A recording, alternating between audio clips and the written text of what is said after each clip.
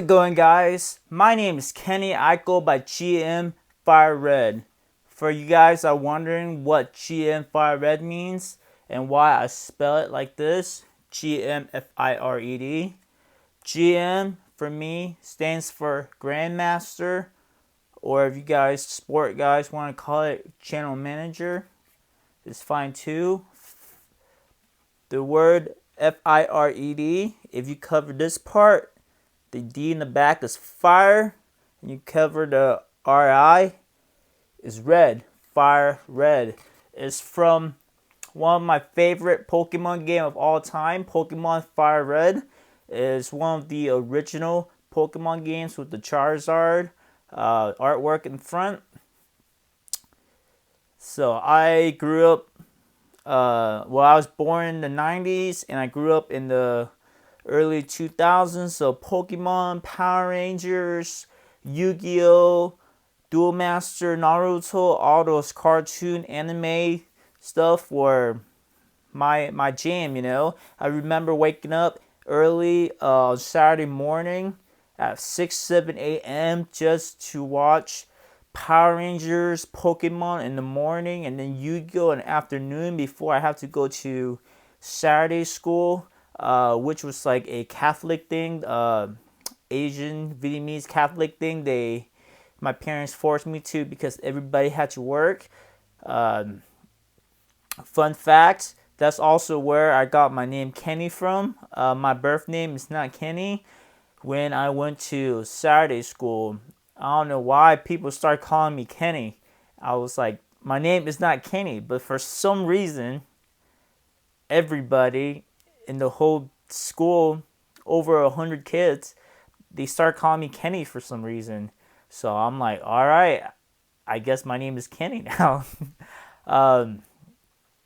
But yeah, to get into it, as you guys know or you guys don't know, I started playing Yu-Gi-Oh with my cousins. So we usually have Saturday school or Sunday schools, which is a Catholic thing that they drop us off, and then we pretty much learn about Bible history, Vietnamese, and they'll take us to church. It's pretty much babysitting, but like a religious babysitting. So in the summer, when that thing is off, my cousins and I would go to local car shops and we play Yu-Gi-Oh there and Pokemon there. Usually, it's on the weekend, so Friday would be the time that we go the most, since sometimes we had school on Saturday, but in the summertime we can go on Saturday, which was amazing.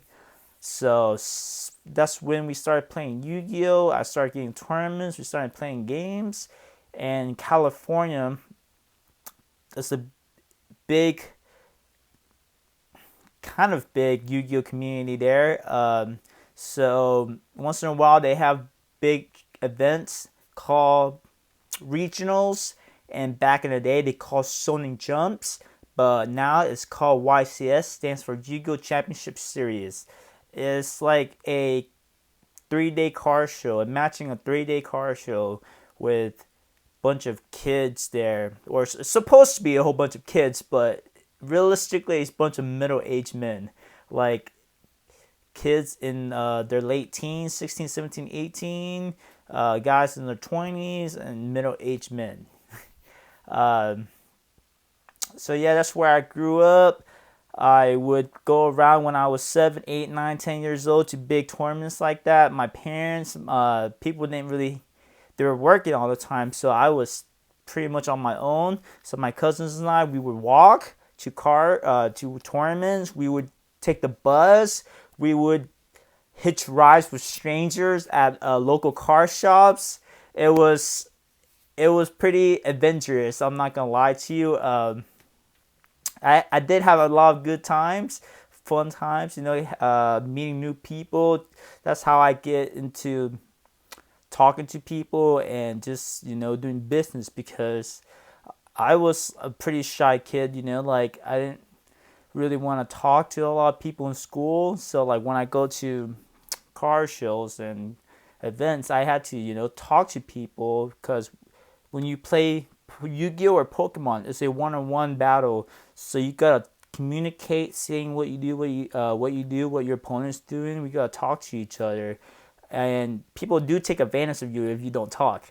If you just play and then you don't talk, people call it rule sharking, where they can like call out on you. Like imagine if you play sports and then you get fouled or something, but you don't say anything, right? Or somebody's like holding your shirt or doing something illegal, but you're just quiet and you don't really talk. Then you're not gonna get the call. Then you get cheated. So same situation with a card game. If people are cheating with you, but you're too quiet and you don't want to say anything, you can't call the judge or you can call them out on their bullshit, right? So that's one thing too. Also, trading, buying and selling is big. Um, so technically, in TCG, which stands for a trading card game, which are like Yu-Gi-Oh, Pokemon, and Magic the Gathering, those are considered TCG. They are very strict on buying and selling cards at events like those because they want monopoly. So when you go to your sport car shows, you see hundreds and hundreds of vendors and tables there. But at these TCG car shows, they are monopolized. So it's regulated. They only have at most 10 vendors, 10 tables there that are set up uh, that are allowed to buy and sell cards are vendors. So they're very strict on buying and selling cards. Uh, so if you get caught, you usually get banned, kicked out of the event. So that's why you got a lot of guys that are called backpack vendors, which is literally what flippers are in the sport car shows. They would go around in backpacks. They have binders of cards. They would buy, trade, and sell with them. They usually give a better rates than the vendors that are set up because they have monopoly, so they can do crazy stuff. So they can buy. So this card, right? For example, this card is worth $50. They'll sell it to you for $60 at the table, and they'll buy this from you for $20. Like that's the type of race that table vendors do. So the backpack vendors disrupt these. So if this car is $50, the backpack vendor will sell it for $45, and they'll buy it from you for $30. So they're making a quick flip profits. It's like that. It's like the illegal markets. When you got the illegal gray markets, it disrupts the legit market, but you get better prices. So I'm not gonna lie to you guys. I did that for a little bit. I was kind of low key about it because obviously it was illegal. My friends that I hang out with, they're doing the same thing. Hence, they were much bigger than me. They're older than me. They had more money to buy, so they're bigger names. And I see them getting kicked out, getting banned. So I was pretty scared. So I didn't want to be too big. So I was just low key, going around talking to everybody, just be like super nice and trying to buy, sell, and just not making like a big splash into it so I don't get kicked out.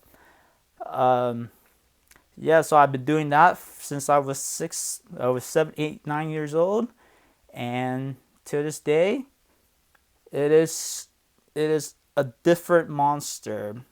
Going from Yu-Gi-Oh events, buying and selling at Yu-Gi-Oh events, to sport car events. It's just insane. It is insane. I had to be super low key. I couldn't negotiate in public. I had to be like super quiet with everybody. Also, a lot of people there are like afraid. They're like afraid to sell and buy from backpack vendors because they think they'll get banned and kicked out. So like it was really hard to buy and sell cards at events, at a TCG event, but in sport cars, it was insane. I see guys publicly just walking up to tables, vendor tables, and steal deals right from the tables. Like some guy would be just standing there asking about trying to sell this card for like, say, yeah, this card. So a guy goes to a table at a sport car show, right? Who tries to sell this card to the vendor for $50.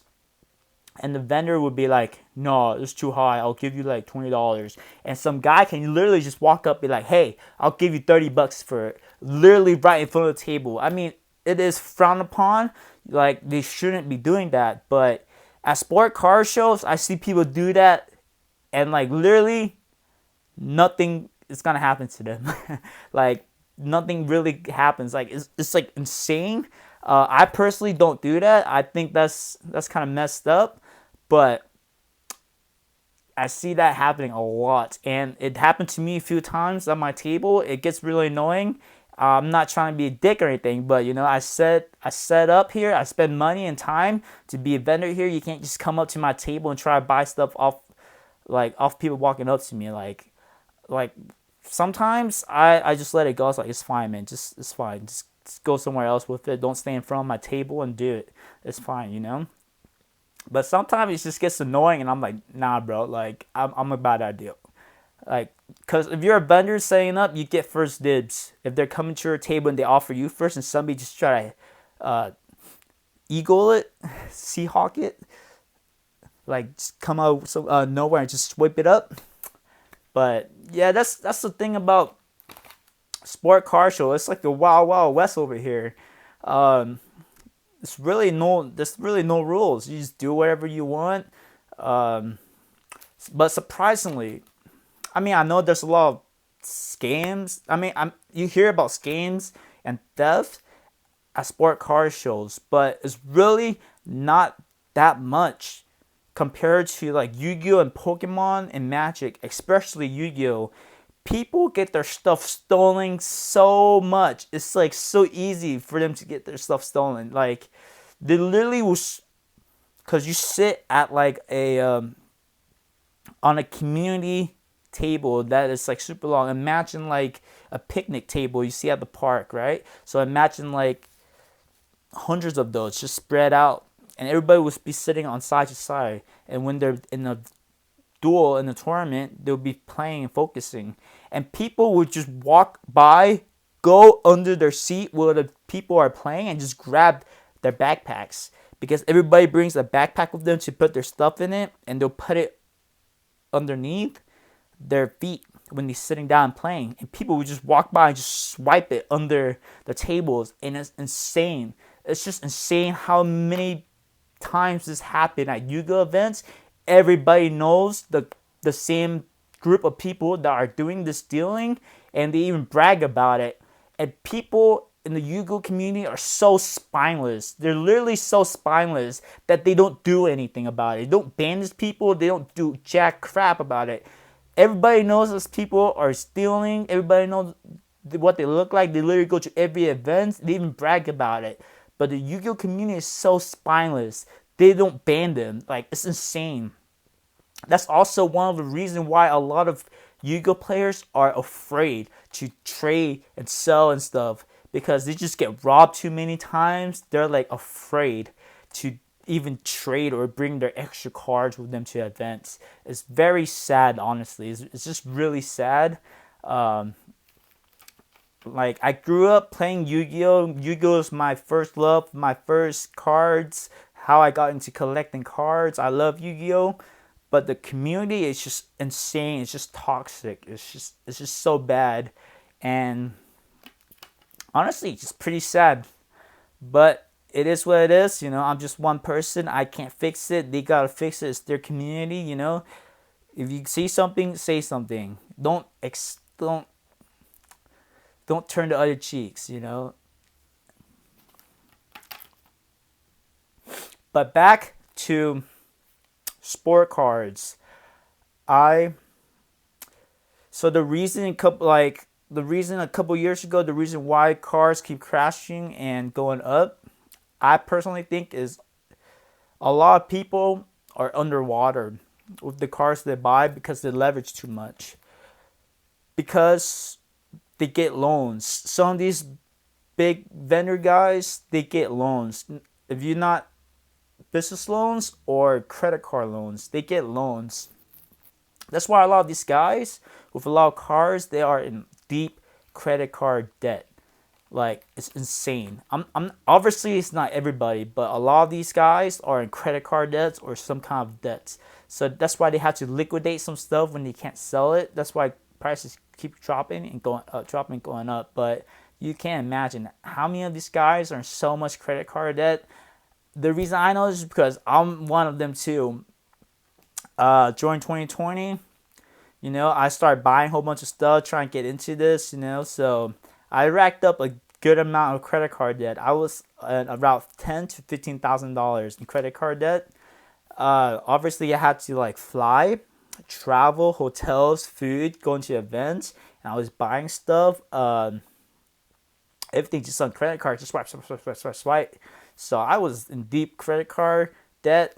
Luckily, I learned from my mistakes. I was buying and flipping, making some money, and a lot of people they would stack their money. So say if they buy $20,000 worth of cards on a credit card, right, and they sell all those and they get $22,000. Instead of paying the credit card off, they just stack up their cash and start moving it, turning it, and then turn up their cash event, their cash value, and they sell more cash, and hopefully they can take some of that cash and pay off the credit card later. That's probably what I should have done, but I was young. I've never been in credit card debt, so I was kind of scared. This interest is crazy, and I'm not really.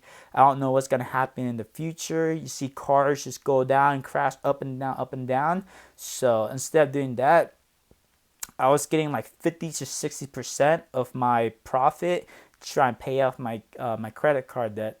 So as of today, I paid off all my credit card debt. I'm probably still have probably like 1,000 or something left, $2,000 left in my credit card debts because the last week I started booking like a whole bunch of flights and hotels to go to more events this upcoming few weeks. But that's probably one of the things because I know a lot of these guys they got Rolex watches, Louis Vuitton bags, like super expensive stuff, high end cars, but I know for a fact they are in deep shit on their credit cards. But it's fine as long as they can sell those cars and they can pay off the interest and pay off their credit card. They should be good and still have a good amount of profit left over. But that's what I'm also thinking now. I already paid off once already, so I know I can do it. But should I do it again? Should I go back into the credit card debt? Because the thing about this now I'm realizing is a lot of people are accepting online payment now, like PayPal, Venmo, Cash App, Zelle, and all that stuff. So if I can go to car shows and buy cars at 70-75% of comps with PayPal, and I can link my credit card into it and pay with my credit card, and I can have a month or two until I can pay it off, and I can flip the cars for cash or whatever and trade it up or whatever at car shows. That would be a good strategy too, but it's very risky, of course. Cars can crash, go up and down anytime.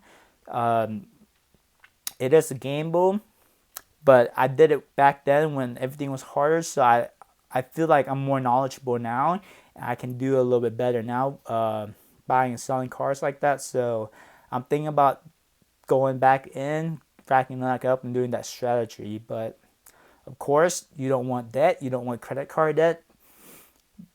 But I feel like that's a good strategy to do if you don't have a lot of cash on hands.